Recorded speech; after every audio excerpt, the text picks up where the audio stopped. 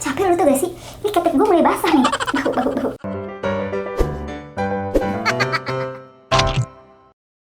Hi everyone, welcome back to my channel. Asik, hey, apa kabar semuanya? Balik lagi di channel Rachel Godard. Di video kali ini balik lagi nih segmen kesayangan teman-teman semua. Apalagi kalau bukan curhatan. Jadi kemarin nih lagi rame-rame banget tentang polusi visual. Terus mulai deh tuh banyak pro dan kontranya. Terus gue penasaran dong, apa sih yang menjadi insecure lo? Apa yang lo paling takutin gitu ya? Yang lo cemaskan dalam hidup? Penasaran? Jempolnya mana? Like dulu dong videonya, abis itu subscribe dan share ke seluruh sosial media yang kalian punya. And now let's move on to the video. Sebelum gue bacain DM lo, kita baca dulu yuk dari artikel Alo Dokter. Insecure tuh apos kak? Insecure adalah istilah untuk menggambarkan perasaan tidak aman yang membuat seseorang merasa gelisah, takut, malu, hingga tidak percaya diri. Ada banyak hal yang dapat menyebabkan seseorang menjadi insecure, mulai yang berasal dari luar atau dari dalam diri sendiri. Nanti artikelnya bakal gua taruh di description box. Nah, kalau menurut Good Therapy nih, insecure itu memang bisa disebabkan oleh berbagai macam hal. Mulai dari kejadian yang bikin trauma, pengaruh lingkungan, omongan orang sekitar, Tetangga tuh biasanya. orang tua, krisis, bangkrut, kehilangan, dan sebagainya. Orang yang merasa insecure biasanya juga memiliki self-esteem yang rendah, serta rendahnya motivasi atau tujuan hidup. Oke, udah paham sampai situ ya? Ya udah, kita langsung bacain curhat number 1. Jari kaki gue cuman 4, Rach. Waktu SD, setiap ada pelajaran olahraga yang mesti lepas sepatu, gue pura-pura sakit biar nggak ikutan. Dari kecil, gue nggak pernah pakai sendal jepit. Semua sendal model selop. Pas udah gede, gue susah banget buat percaya sama cowok. Karena gue pikir mereka pasti ilfil kalau tahu.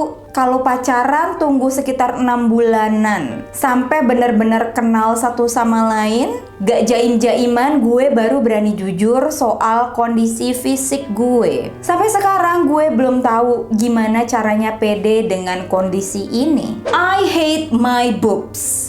Gue paling takut kalau ada pelajaran berenang. Karena tetek gue kecil sebelah Kak Rach. Kalau sekolah sih nggak kelihatan karena bajunya nggak ketat. Iya, baju-bajuku juga nggak pernah ketat karena takut orang tahu kalau tetekku kecil sebelah. Gue pengen suntik, Kak. Oke, gue paham banget lo insecure dengan tetek lo, dengan dada lo, dengan postur payudara lo. Tapi ketika lo mencari treatment yang baik, itu benar-benar ya guys, di Google, di search sebanyak-banyaknya. Karena yang namanya suntik payudara itu sudah tidak boleh lagi. Karena ini ilegal. Jadi kalau lo mau implan payudara, lakukanlah operasi payudara di klinik atau di rumah sakit yang tepat. Dari dokter yang memang sudah berpengalaman untuk bedah plastik. Jadi jangan sembarangan suntak-suntik tetek gitu. Bahaya banget sayang. Gue sih tidak menyarankan dan tidak melarang gitu ya. Itu kan terserah lo. Itu tubuh lo, lo berhak melakukan apapun yang lo suka dengan tubuh lo sendiri. Tapi yang gue sarankan adalah tempatnya. Cari, searching, googling baik-baik. Oke. Dulu gue pacaran 5 tahun diposesifin. Parah. Bersyukur udah putus sayang. Dianggap perempuan itu lemah dan harus tunduk sama laki-laki. Imbasnya abis putus sama dia, gue selalu merasa kalau pacaran itu harus gue yang bayar ngedate-nya. Gue yang bawa mobil, gue yang jemput. Gue takut dianggap lemah. Bentar, konsepnya nggak gitu. Konsepnya, kalau lo berharap diperlakukan sebagai ratu, artinya lo harus memperlakukan pasangan lo sebagai raja. Konsepnya harus kayak gitu aja sih. Kalau misalkan lo semuanya yang bayar gitu ya nggak apa-apa sih kalau lo bahagia gitu. Cuman kalau lo nggak merasa bahagia, kayaknya harus diobrolin lagi. Gue selalu insecure sama financial gue. Ya sebenarnya sampai sekarang alhamdulillah cukup-cukup aja. Tapi gue takut banget pas tua gue miskin kak. Takut jadi gelandangan, gak punya rumah sendirian. Kedengerannya kocak ya. Tapi kan Allah maha membolak-balik ya. Jadi kadang gue suka nangis malam-malam kalau mikirin itu. Ini gak kocak sih. Ini gue ngalamin juga. Zaman gue masih SMP, SMA tuh gue selalu insecure tentang financial gue. Karena gue tahu bokap nyokap gue tuh gak punya uang. Gue gak pernah bisa menggantungkan hidup gue dengan orang lain, sekalipun itu orang tua atau keluarga. Jadi gue tuh kadang-kadang suka takut kalau tiba-tiba gue sakit gitu. Nanti gimana ya gue menghidupi diri gue sendiri. Jadi lo gak sendirian guys, gue pernah ada di posisi itu. Rachel, sebagai sesama ibu, aku yakin kamu paham. Aku insecure banget sama cara aku membesarkan anak. Apalagi lihat pergaulan sekarang. Aku takut anakku LGBT, narkoba, dan sebagainya. Suamiku bilang kalau anak itu harus dikerasin. Tapi aku gak setuju. Kami jadi sering ribut, bahkan sampai mau pisah. Aku nggak tahu harus ikutin semua teori yang ada atau pakai caraku sendiri. Anakku umur 4 tahun dan sekarang aku ngerasa nggak terlalu deket sama dia. Mungkin karena terlalu banyak yang aku pikirin. Tapi iya sih, kadang-kadang ya overthinking yang berlebihan gitu ya, kepikiran yang terlalu gimana gitu, itu justru yang bikin kita sulit untuk melangkah, sulit untuk menerima atau memberikan kasih sayang. Ya nggak sih, gue ngerti banget kok. Gue takut anak gue pakai narkoba, gue takut anak gue ngambilin orang lain. Tapi balik lagi, pergaulan di rumah itu yang paling penting. Wajar kok, yang namanya ibu tuh pasti punya ketakutan kayak gitu. Demi deh kak, beberapa bagian tubuh gue itu emang rada hitam.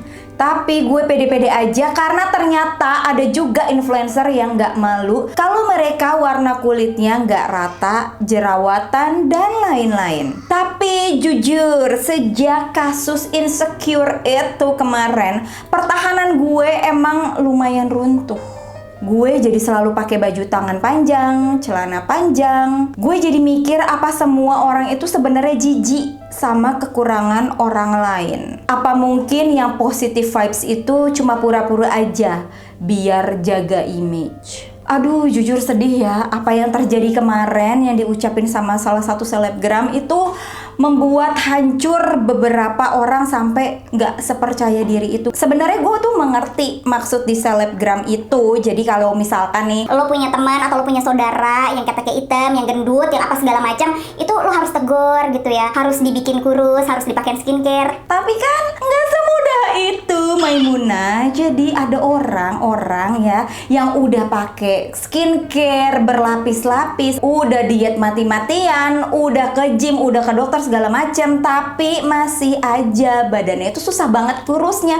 Padahal makan yang dia makan sama orang lain makan itu sama, tapi mungkin metabolisme dan lain sebagainya itu berbeda. Jadi nggak bisa menyamaratakan semua orang itu sama, sayang. Ngerti maksudnya tuh baik gitu, tapi mungkin cara penyampaiannya tuh salah gitu. Gue juga mungkin pernah melakukan hal yang sama gitu. Misalnya sama orang yang paling dekat gitu, suka manggil dut atau kurus atau adut atau gimana gitu ya, karena ngerasa kita tuh udah deket banget. Cuman balik lagi, ternyata ini tuh nggak bisa disamaratakan. Ada orang-orang yang merasa sakit hati, sedih dipanggil julukan yang kayak gitu. Memang ada yang biasa aja, nggak ada masalah gitu. Tapi media sosial tuh kejam banget ya. Jangan sampai ada jejak digital yang mematikan karir kita di kedepannya. Jangan mentang-mentang ya lo orang biasa terus ada postingan gitu selebgram atau artis yang katanya hitam atau apalah, terus lo komen-komenin tentang Gendut banget sih,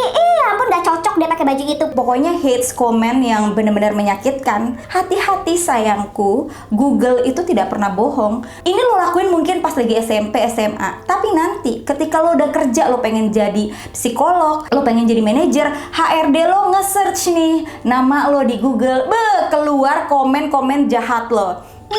Mundur sayang, susah cari kerjaan. Banyak orang yang nganggep jerawat itu bukan sesuatu yang besar. Banyak orang yang nyepelein. Gue gak suka kalau ada orang yang bilang, ayolah jerawat doang, it's not the end of the world.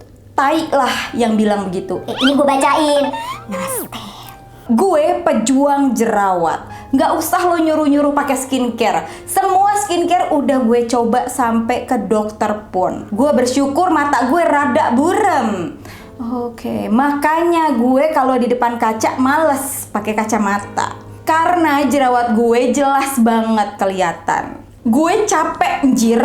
Gue nggak tahu mesti gimana lagi. Nah inilah contohnya ya. Banyak di luar sana yang menjadi pejuang jerawat. Gue tanya dulu nih, teman-teman di sini pernah menjadi pejuang jerawat atau sampai sekarang masih menjadi pejuang jerawat? Coba komen di bawah. Sedikit cerita, waktu gue tesis skripsi ya. Muka gue nih ya udah nggak ada tempat lagi buat jerawat saking penuhnya. Dan gue saat itu sebel banget kalau misalkan ada teman gue, ya namanya juga kampus isinya cewek semua. Aduh, aku punya jerawat. Padahal cuma punya satu di pipi. Wah, rasanya pengen gue jedotin ke tembok sayang. Biar jerawat lo dijidat segede gini nih. Sebel banget gitu ya. Kesel aku tuh.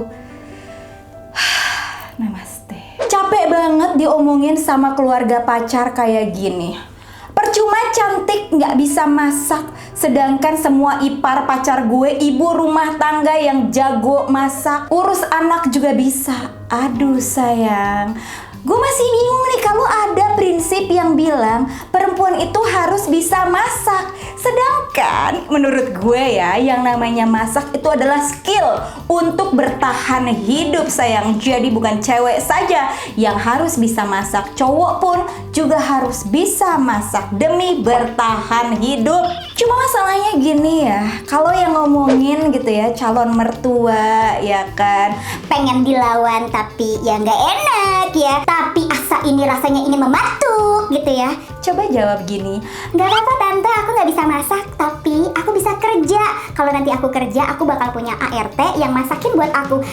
Bukan ART, Chef Juna kalau bisa. Bye. Gue 3 bersaudara, 2 kakak gue cowok. Nyokap udah lama meninggal, diurus ayah sama 2 cowok itu nggak enak banget. Gue selalu dianggap cowok juga, apalagi gue tumbuh nggak punya tete alias tepos. Boobs gue tepos kayak laki, otomatis gue dipanggil buci di sekolah. Buci itu biasanya dipanggil untuk cewek tomboy penyuka sesama jenis. Jujur, gue suka cowok. Gue pengen oplas gedein toket. Kalau gue udah kerja nanti, gue mendingin oplas toket daripada beli rumah. Paham ya guys ya, banyak orang yang merasa insecure, merasa sakit, merasa malu dengan tubuhnya dan mereka ingin memperbaiki. So, ketika mereka memperbaikinya, jangan julid, oke? Apapun itu, Mau dioperasi kek, mau dia skincarean, mau dia pakai baju yang bagus, mau dia olahraga, apapun itu. ingat jangan julid karena kita tidak pernah tahu masalah orang tersebut, apa yang mereka struggling setiap hari, setiap waktu, oke? Kak Cel beruntung banget punya suami yang gak suka bikin insecure. Suamiku sering banget ngebanding-bandingin body aku sama teman kantornya yang baru aja melahirkan udah kurus. Lah aku, anak udah 3 tahun masih aja gembrot. Belum lagi di HP suami namaku Mama Gembrot. Sakit hati aku Kak Cel. Bentar. Ini kalimat pertamanya nih, beruntung punya suami yang gak suka bikin insecure. Mohon maaf nih ya, gue sama Bang Ben itu pacaran. Ketika pacaran kita tuh banyak berbincang-bincang ya, banyak ngobrolin. Kalau dari masih pacaran aja suka bikin gue insecure, sorry sayang, mundur. Gue gak bakalan nikahin orang yang seperti itu. Jadi bukan masalah untung gak untung, karena gue memilih ya lelaki yang tidak membuat gue insecure. Oke, jadi buat teman-teman yang di sini nih, yang masih pacaran, halau, coba saat pacaran itu obrolin hal-hal yang seperti ini gitu. Jangan lo berharap dia tidak akan seperti itu. Jangan sayang. Kemarin juga nih gue waktu pas ngevideoin Bang Ben lagi nyuci piring, gue lagi jaga anak, ada aja yang komen, Kak, lo tuh beruntung banget ya dapetin Bang Ben yang mau ngurus rumah. Hey, sebelum gue nikah, gue udah ngobrolin hal ini. Dan Bang Ben juga tahu kalau gue tuh sangat independen banget. Makanya dia mau sama gue. Bang Ben bilang sama gue, dia nggak mungkin pacaran sama cewek yang selalu nurut sama apa yang diomongin sama suaminya. Boring gitu katanya. Katanya dia suka orang yang meletak-beletuk. Nah kayak gue gitu. Dan gue juga menghargai laki-laki yang mau membantu istrinya untuk sama-sama ngurus rumah. Jadi bukan beruntung ya sayang, tapi memilih. Capek lu tuh gak sih? Ini ketek gue mulai basah nih. Bahu. Doain ya guys ya supaya bisa pasang AC di sini. Aku tidak kuat menahan kucuran ketek ini. Lanjut. Satu hal yang bikin aku insecure adalah dada aku. Badan aku kurus tapi tetekku gede. Waktu sekolah dikatain ratu bokep gara-gara tete. Susah dapetin cowok karena mereka cuma fokus sama tete doang. Ngobrol sama orang aja susah untuk nggak lihat tete. Bahkan ngomong sama cewek aja mereka nggak segan-segan untuk ngomong, gila toket lo gede banget, bagi dong. Kalau aja bisa udah gue sumbangin. Gue ngantri nomor 1. Gue berniat banget buat ngecelin tete gue ini biar normal. Wow. Gue juga pernah denger nih teman gue yang boobsnya besar. Mereka tuh ngerasa kesakitan di bagian punggungnya karena harus menopang boobs yang besar gitu. Jadi mereka tuh lebih cenderung bongkok karena insecure gitu. Tapi ada juga yang tetenya rata, pengen kelihatannya besar. Emang nggak ada puasnya gitu ya. Jadi perempuan, jadi laki-laki, jadi manusia gitu. Jadi dulu pernah nyoba-nyoba kenalan sama cowok di sosmed. Tiap hari chatan asik. Terus suatu hari kita ketemu. Setelah ketemu chat aku nggak pernah lagi direspon. Mungkin gara-gara aku gendut. Soalnya kalau di sosmed aku cuma pasang foto wajah aja. Wajahku tirus, nggak kelihatan gendut. Dan itu buatku insecure banget kalau dikenalin sama teman. Lo nggak sendiri men. Gue nggak tahu ya ini namanya kelebihan atau kekurangan. Jadi muka gue tuh fotogenik. Kalau di kamera, kalau di foto itu kelihatannya lebih cantik daripada aslinya. Zaman dulu belum ada Beauty Plus, belum ada Facetune, belum ada kamera 360. Dulu tuh gue suka foto box di Gramedia ya. Kalau anak 90-an pasti tahu. Terus dikasih lah ke teman SMA gitu ya. Cantik. Terus pas ketemu gue busuk gitu katanya. Terus dia nggak mau ketemu gue lagi. Sakitnya tuh. Padahal dia juga gak cakep-cakep banget. Gue juga belum tentu mau sama dia gitu. Cuman sakit hati aja gitu dibilang, cakep cuma di foto doang. Ya masih bagus gue cakep di foto, lo busuk dua-duanya. Namaste. Ngomong-ngomong ya, di masa insecure gue tuh mengalami beberapa proses.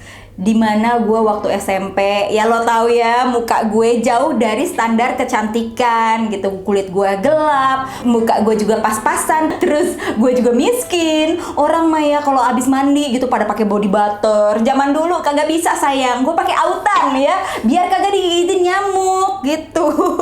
Jadi gue selalu ngerasa insecure banget, apalagi teman-teman gue tuh cakep-cakep semua, putih apa segala macam. Terus waktu gue kerja, gue mulai tuh ya bisa beli body lotion, bisa perawatan, bisa ke salon, punya uang sendiri untuk memanjakan diri sendiri. Tapi masih insecure sayang. Tapi kadar sedihnya udah memudar, cenderung ke lebih marah sih lebih tepatnya ya. Jadi gue tuh galak banget dulu. Kalau misalkan ada orang yang nyentil gue gitu ya, gue pasti bakal bacotin langsung gitu. Kadang-kadang sampai sekarang sih. Cuman gue tuh lucu aja gitu kemarin pas gue lagi ke pulau sama nyokap gue lagi pakai bikini nih, udah bangga nih, udah diet segala macem biar kelihatannya lebih shape gitu. Tiba-tiba nyokap gue nyentil bagian lemak perut gue. Apaan tuh kak? Mau marah, tapi ya tuh mak gue ya. Lo tau gue bilang apa ke mak gue? Gue cuma bilang gini, ya Lami namanya juga emak-emak, ibu udah ngelahirin, pasti perutnya susah lah buat balik shape lagi. Lagian aku juga masih suka makan ayam penyet, masih suka makan padang, yang penting kan bahagia. Terus abis gue ngomong kayak gitu, gue langsung mikir, kok gue udah gak marah ya? Biasanya nih nyokap gue aja pasti gue sentil balik gitu ya. Tapi sekarang gue tuh kayak, oh ya udah, iya emang perut gue emang gak selangsing Jennifer Bahdin, tapi gue bahagia karena gue bisa makan ayam pop di restoran Padang yang Jennifer Bahdi mungkin belum pernah mencoba nikmatnya makan makanan Padang. Jadi kebahagiaan orang tuh ya udah nggak bisa disamaratakan sayang. Gue pernah lagi kumpul-kumpul acara orang Batak. You know lah, topik pembicaraan ke yang lain, tiba-tiba dia ngomong, kamu badannya kurus banget ya, kayak nggak pernah makan. Oh, sambil nendang-nendang kaki gue gitu kak. WTF, kalau gue nggak pernah makan, ya nggak mungkin lah. FYI yang ngatain itu badannya udah kayak Buto Ijo raksasa di film Indosiar, nggak jelas. Aduh, nah ini yang dulu nih gue bikin malas untuk datang ke acara pesta orang Batak. Nih ada Namboro nih ya, pasti ada nih kayak gini. Kau sini kau. Aduh, kau cantik tapi pendek ya badanmu, kulit kau juga hitam. Punya pacar kau? Aduh, pantas aja lah kau tak punya pacar. Mau kujodohkan itu dengan dokter. Jangan dokter terlalu bagus untuk kau. Itu aja ya, sipir penjara, mau sipir penjara. Aduh Namboro, gue mau dijodohin sama dokter itu belum tentu saya mau Namboro, yang ngantri banyak. Dulu biasanya gue ngomong kayak gitu, tapi karena sekarang gue merasa ya banyak kebahagiaan di sekitar gue aja bisa bahagia cuman dengan ngelihat anak gue punya beberapa kosakata yang baru. Gue juga bahagia kalau masih bisa bikin YouTube, masih ngasilin duit, Walaupun nggak bisa dipakai duitnya buat traveling karena lagi pandemi. ya nggak apa-apa gitu, tapi banyak hal yang bikin gue lebih bahagia gitu. Jadi udah nggak terlalu mikirin si insecure yang dulu. Aku nggak mau punya anak dulu kak. Kalau udah nikah nanti takut nggak bisa jadi ibu yang baik, takut nggak bisa ngerawat. Aku nggak siap diomongin sama saudara kalau aku nggak bisa ngurus anak. Tapi omongan mereka nggak ada habisnya sih. Nanti nggak mau punya anak dulu lah, dibilang aku yang nolak rezeki. Udah punya anak tapi nggak becus, tambah diomongin lagi. Cuy, gue juga dulu gitu karena gue memiliki pandangan yang tidak baik antara nyokap sama bokap gue. Mereka sering berantem dan akhirnya bercerai. Gue tuh takut banget cara didik mereka tuh terpengaruh sama cara didik gue ke anak gue. Ini yang selalu gue masih obrolin juga sama Bang Ben. Kalau menurut gue ini tuh sesuatu yang wajar karena setiap ibu pasti ngalamin hal yang kayak gini. Pasti ada rasa ketakutan gitu. Kalau lo nggak punya rasa takut sekalipun itu justru aneh ya. Selama itu tidak mengganggu pikiran lo, selama lo tidak nangis setiap hari karena hal itu wajar. Tapi yang tidak wajar kalau lo memikirkan hal ini terus menerus, setiap hari lo nangis, nginget sesuatu aja lo nangis. Kalau kayak gini kayaknya lo butuh bantuan yang lebih profesional, ke psikolog atau ke psikiater. Kalau dari beberapa cerita yang gue udah bacain, ternyata ya yang mungkin gue pikir itu hal kecil tapi banyak bagi orang lain itu hal besar yang bikin mereka insecure, bahkan sampai takut untuk melangkah ke depannya karena ketakutan itu yang selalu menghantui mereka. Kalau menurut gue dari sepengalaman gue pribadi ya, yang paling penting jangan pernah membandingkan diri lo sama orang lain sayang. Apalagi nih ya, kita hidup di media sosial yang begitu kejam. Capek dong kalau lo ngelihat diri lo, oh ya ampun kok dia bisa ya jalan-jalan sedangkan gue di rumah aja masih ngepel, masih nyapu, masih ngebabu gitu. Sama, gue juga pernah ngalamin kayak gitu. Bahkan nih kemarin tuh gue bikin Q&A, ada lo yang nanya kayak gini, kak kok kakak mobilnya belum ganti Alphard sih? Selebgram sebelah mobilnya udah Alphard loh.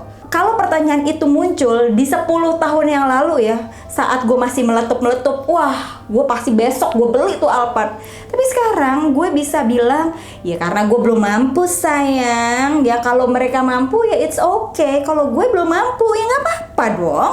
Gue lebih suka memanfaatkan uang gue untuk investasi saham, emas, properti. Ya kalau mereka udah punya dan udah punya Alphard juga, ya good for them gitu, bagus aja. Pokoknya diinget aja, setiap manusia itu punya kelebihan dan kekurangannya masing-masing. Belum tentu yang liburan terus, yang naik bisnis class terus itu selalu bahagia. Mereka juga mungkin aja ngiri sama lo yang punya keluarga bahagia, yang lo bisa bercanda sama keluarga lo. Banyak hal. Stop comparing. Terus satu lagi nih, udah tahu punya teman yang suka ngata-ngatain, ngejelek-jelekin, punya keluarga yang hobinya nyakitin gitu ya, udah hempaskan ya, nggak usah berhubungan lagi sama mereka. Nggak punya teman nggak apa-apa, daripada punya teman punya keluarga toksik semua. Pokoknya lakuin aja hal-hal yang bikin lo bahagia. Bodoh amat deh orang mau ngomong apa gitu ya. Lo mau perawatan dari ujung kaki, ujung tangan, selama pakai duit sendiri, selama nggak ngutang, selama nggak nyusahin orang, nggak bikin orang sakit hati, do it. nanti netizen bilang, kerjanya perawatan doang. Emang, kenapa? Nggak boleh. Ada banyak orang yang cara mencintai dirinya tuh berbeda-beda. Ada yang menerima, ada yang merawat, ada yang merubah. Intinya selama lu bahagia dan tidak menyakitin perasaan orang lain, just do it sayang, apapun itu. Oke guys, sekian dulu cerita Cutan kali ini. Semoga teman-teman suka dan semoga bermanfaat. Jangan lupa juga untuk subscribe channel ini karena ada 2 video baru setiap hari Senin dan Kamis. Follow juga akun Spotify gue karena setiap hari Jumat bakalan ada podcast terbaru dan TikTok gue dong. Kalau lo ketinggalan video gue sebelumnya, bisa klik di atas atau di bawah sini. And once again, thank you so much for watching. I'll see you on my next video. Stay kece.